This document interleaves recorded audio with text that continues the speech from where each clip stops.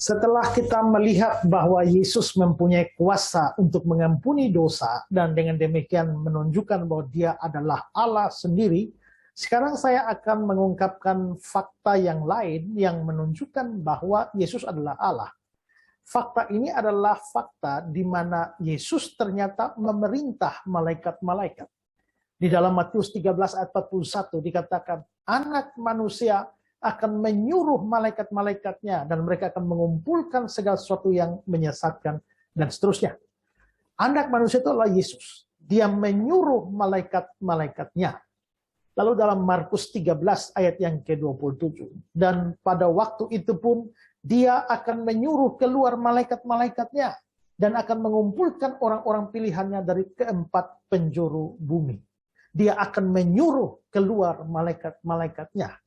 Lalu Matius 24 ayat 31. Dan ia akan menyuruh keluar malaikat-malaikatnya dengan meniup sangkakala yang dahsyat bunyinya dan seterusnya.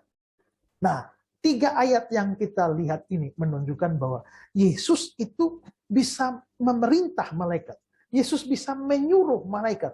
Kelihatannya malaikat-malaikat itu pun taat terhadap perintahnya, taat terhadap suruhannya. Nah, lalu di bagian Alkitab yang lain, dengan eksplisit dikatakan bahwa malaikat-malaikat itu sebenarnya adalah milik Allah.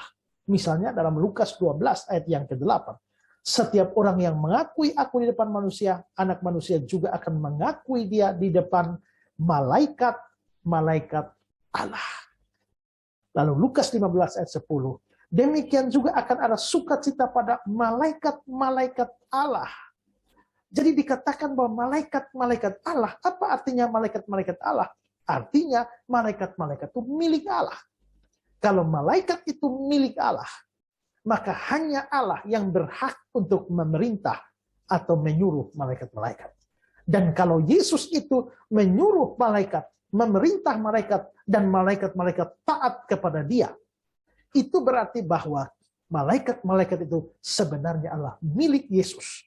Dan kalau tadi dikatakan malaikat itu milik Allah, maka tidak bisa tidak. Yesus pasti adalah Allah sendiri yang memiliki malaikat-malaikat itu. Karenanya dia berhak untuk memerintah malaikat. Pikirkanlah, apakah ada nabi yang bisa menyuruh-nyuruh malaikat? Kalau Yesus hanya seorang nabi, bisakah seorang nabi menyuruh-nyuruh malaikat?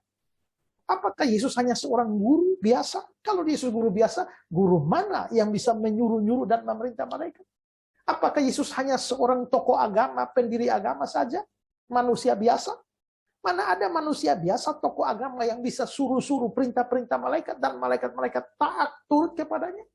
Pemilik dari malaikat adalah Allah.